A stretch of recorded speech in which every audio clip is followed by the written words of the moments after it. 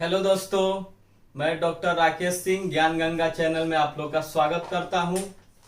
उम्मीद करता हूं कि आप लोग अच्छे होंगे दोस्तों। और जैसे कि आप लोग को दिखाई दे रहा होगा, अनुच्छेद का वीडियो हमने बनाया है। ये कुछ महत्वपूर्ण अनुच्छेद है जिसे अगर आप लोग याद कर लेते हैं तो हर कॉम्पिटिटिव एग्जाम में यही सब अनुच्छेद से पूछता है। ये एक पार्ट 1 है, इसके बाद एक पार्ट 2 में और बनाऊंगा और पार्ट 3 भी बनाऊंगा। इसके लिए टोटल जितने इंपॉर्टेंट अनुच्छेद है सबको आप लोग को मैं याद करा दूंगा, इसका गारंटी मैं लेता हूं। और आप लोग को मतलब अभी के अभी सभी अनुच्छेद याद हो जाएंगे, ठीक है। तो दोस्तों मैं शुरू करता हूं भाग 1, जो कि 1 से 4 तक के है, ठीक है।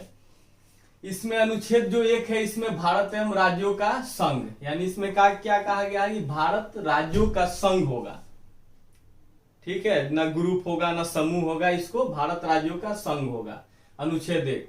अनुच्छेद 2 में कहा गया है जैसे राज्य का निर्माण, और अनुच्छेद 3 में भी कहा गया नाम क्षेत्र निर्माण। तो आप लोग ये समझ रहे होंगे कि दोनों में तो एक ही चीज है, तो फिर ये दोनों अलग अलग क्यों है, 2 और 3। तो मैं बताता हूं दोस्तों कि जैसे जो अनुच्छेद 2 है उसमें राज्य का निर्माण, वैसे जैसे जो हमारे राज्य से बाहर का किसी क्षेत्र को अगर हम मिलाते हैं तो उसको इसमें शामिल किया जाता है। या कोई हमारा क्षेत्र पे किसी और का अधिकार है, अगर वो फिर हम लोग का कब्जा हो जाता है देश का, तो उसको अनुच्छेद 2 में रखते हैं, ठीक है।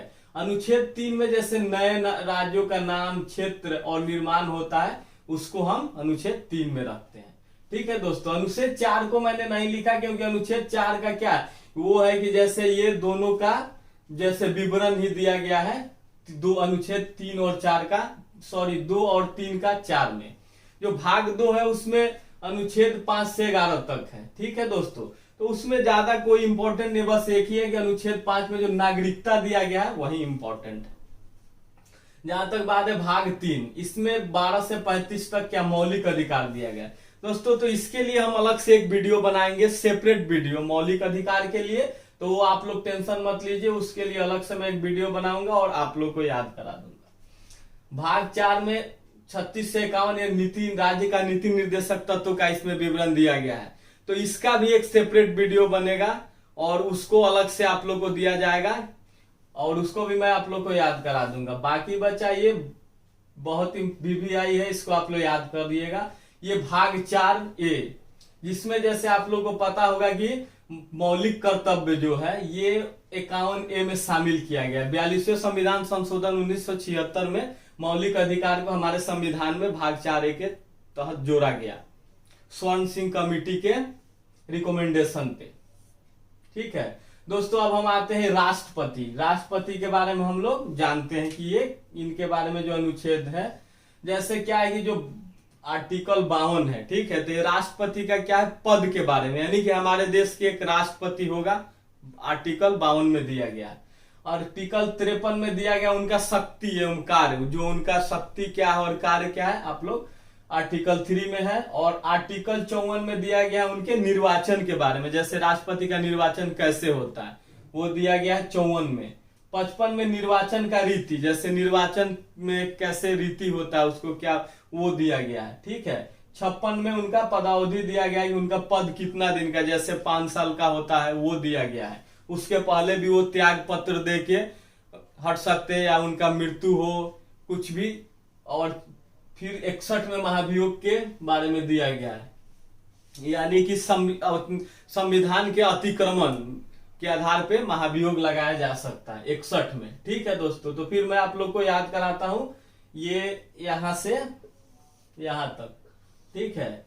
जैसे कि 52 अनुच्छेद 52 में पद होगा, तो 53 में शक्ति आएगा, शक्ति तो आप कार्य कीजिएगा। 54 में आ गया निर्वाचन, यानी निर्वाचन होगा। फिर 55 में निर्वाचन की रीति, मतलब कैसे निर्वाचन होता है। 56 में पदावधि की कितने साल के लिए रहेंगे राष्ट्रपति, ठीक है दोस्तों।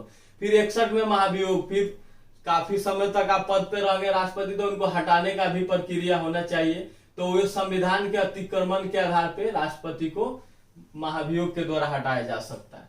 72 में राष्ट्रपति को क्षमादान की शक्ति दिया गया है, जैसे कि सैन्य क्षमादान, हर तरह के क्षमादान की शक्ति राष्ट्रपति के पास है, ठीक है। और 85 में दिया गया है लोकसभा का विघटन, यानी कि राष्ट्रपति लोकसभा का विघटन भी कर सकता है, सत्र को बुला सकता है, सत्रावसान सब शक्ति राष्ट्रपति में होता है। लेकिन इसमें 85 में लोकसभा का विघटन के बारे में दिया गया। 123 अध्यादेश जारी करना। अध्यादेश जारी करना जैसे क्या होता है कि संसद का जो अधिवेशन, मतलब संसद का दोनों जो सदन है, लोकसभा राज्यसभा, अगर वो नहीं चल रहा है, अधिवेशन उसका नहीं चल रहा है, अगर कोई इंपॉर्टेंट चीज है, कोई कानून बनाना हो, तो उसके लिए राष्ट्रपति अध्यादेश जारी करता है। उसका भी उतना ही अध्यादेश भी उतना ही प्रभावशाली होता है जितना कि कानून, लेकिन इसका राष्ट्रपति द्वारा मतलब अध्यादेश जारी किया जाता है। ठीक है दोस्तों। अब अनुच्छेद 143 में दिया गया है सुप्रीम कोर्ट से सलाह, यानी राष्ट्रपति सुप्रीम कोर्ट से सलाह ले सकता है, लेकिन इस सलाह को मानने के लिए वो बाध्य नहीं है। ठीक है, फिर इसको रिवीजन करते हैं दोस्तों यहां से कि अनुच्छेद 61 में महाभियोग दिया गया, 72 में क्षमादान की शक्ति है, 85 में लोकसभा का विघटन है, 123 में अध्यादेश है, 143 में सुप्रीम कोर्ट से राष्ट्रपति सलाह ले सकता है, लेकिन उस सलाह को मानने के लिए बाध्य नहीं है। ठीक है। अब उपराष्ट्रपति, इसके लिए बस 2 ही आर्टिकल इंपॉर्टेंट है और ज्यादा नहीं है। 63 में होगा कि भारत के लिए एक उपराष्ट्रपति होगा, यानी उनके पद के बारे में। 64 में जो उपराष्ट्रपति होता है वो राज्यसभा का सभापति होता है। ठीक है दोस्तों। तो ये जो आप लोग को एक चीज मैं बताना चाहूंगा कि जो उपराष्ट्रपति होता है उसके लिए राज्यसभा का जो सभापति होता है उस कार्य के लिए वेतन भत्ते मिलते हैं, ना कि उपराष्ट्रपति के रूप में। तो ये जो 64 है, राज्यसभा के सभापति होता है उपराष्ट्रपति। फिर हम आते हैं प्रधानमंत्री पे। ठीक है। प्रधानमंत्री क्या होता है, आर्टिकल 74 जो होता है इसमें मंत्रिपरिषद का विवरण दिया गया है। कहा गया यह है कि राष्ट्रपति जो है वो क्या होता है, प्रधानमंत्री के सलाह पे एक मंत्रिमंडल बनाता है जिसका प्रधानमंत्री होता है। यानी 75 में प्रधानमंत्री के बारे में दिया गया है और 74 में मंत्रिपरिषद। वो मंत्रिपरिषद का हेड कौन होता है, वास्तविक हेड होता है इसका प्रधानमंत्री, और नामात्र का हेड कौन होता है, राष्ट्रपति। आप लोगों को पता होगा। फिर आया संसद। संसद के बारे में आर्टिकल 79 में दिया गया, 79 में कि एक संसद है। संसद और उसके 2 सदन है, राज्यसभा और लोकसभा। ठीक है। तो 79 में संसद हो गया। राज्यसभा को उच्च सदन कहते हैं और लोकसभा को निम्न सदन कहते हैं। यानी कि 79 के बाद 80 आएगा जो उच्च सदन होगा, और 81 आएगा जो लोकसभा या निम्न सदन है। ठीक है दोस्तों। अब आते हैं हम यहाँ अनुच्छेद 100। अनुच्छेद 100 यानी कि मान लेते हैं आप 50-50, किसी कोई भी मत जो 50-50 हो जाता है तो उस पे क्या होता है कि निर्णायक मत अध्यक्ष देता है। ठीक है। तो इसीलिए 100 में निर्णायक मत है, 105 में संसदीय विशेषाधिकार, यानी संसदीय विशेषाधिकार का इसमें चर्चा किया गया है। ठीक है दोस्तों। अब आता है अनुच्छेद 108 संयुक्त अधिवेशन। मैं बताना चाहूंगा संयुक्त अधिवेशन कब बुलाया जाता है, जब क्या होता है कि जो दोनों सदन है उनके द्वारा किसी कानून विधेयक को पारित करने में मतभेद होता है। तो अगर कानून पारित होने में मतभेद होता है तो उस मतभेद को सुलझाने के लिए संयुक्त अधिवेशन को राष्ट्रपति जो होता है उसको बुलाता है। अधिवेशन बुलाने का शक्ति किसमें है, राष्ट्रपति में है। और अधिवेशन का जो अध्यक्षता कौन करता है, अध्यक्षता लोकसभा अध्यक्ष करता है। ठीक है दोस्तों, इस चीज को याद रखिएगा। और आता है अनुच्छेद 110, इसमें है धन विधेयक। आप लोग को याद करने के लिए बता दें, जैसे कि 108 है, 108 जैसे जो गांव में पंडित जी लोग होते हैं क्या होते हैं, वो जैसे माला जपते हैं 108। ठीक है। तो 108 हो गया तो वहां बहुत सारे लोग जुड़ जाते हैं, तो उनसे फिर वो धन मांगते हैं। 110 में हो गया धन विधेयक, तो उनको धन अगर देना है, ठीक है, तो उसके लिए फिर 112 में बजट का प्रावधान है। मान लीजिए 108 में पंडित जी क्या किए कि 110 में धन विधेयक, यानी कि वो मतलब, और धन विधेयक का हो गया 112 हो गया बजट। बजट को हम बोलते हैं वित्तीय वार्षिक वित्तीय विवरण, यानी एक साल के जितना भी लेखा जोखा होता है उसको एक बजट में शामिल किया जाता है। उसके बाद है 116 में लेखानुदान। तो लेखानुदान जो क्या होता है, बजट में जिस खर्च को शामिल नहीं किया जाता है उसके लिए अलग से लेखानुदान संसद में पास कराया जाता है।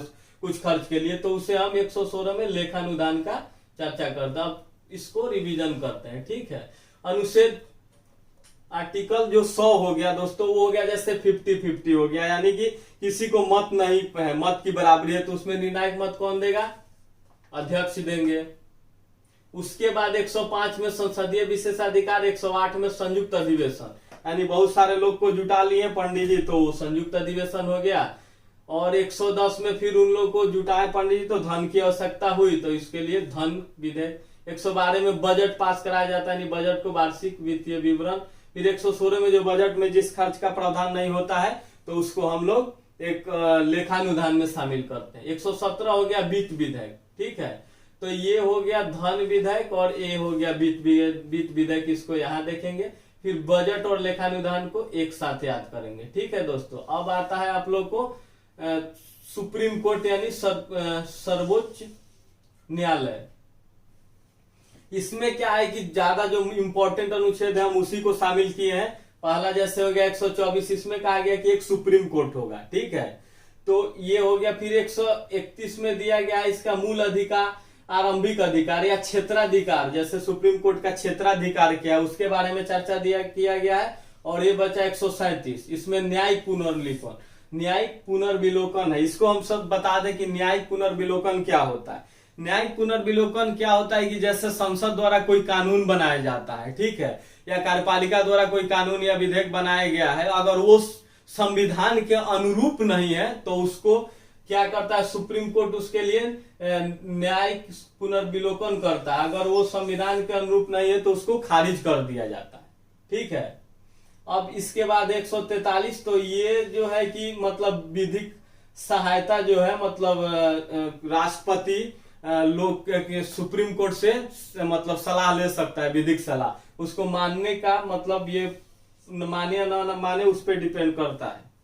अब आया ये है महान्यायवादी और कैग, ठीक है। तो अनुच्छेद 76 में महान्यायवादी का हम लोग विवरण करें। महान्यायवादी जैसे क्या होता है इसके बारे में मैं बता दूं कि यह सरकार का कानूनी सलाहकार होता है, और यह इसका जो पद होता है ये राष्ट्रपति के प्रसाद पद को मतलब ये धारण करता है। इसका कोई कार्यकाल नहीं होता है, राष्ट्रपति जब चाहे प्रधानमंत्री के सलाह पे इसको हटा सकता है।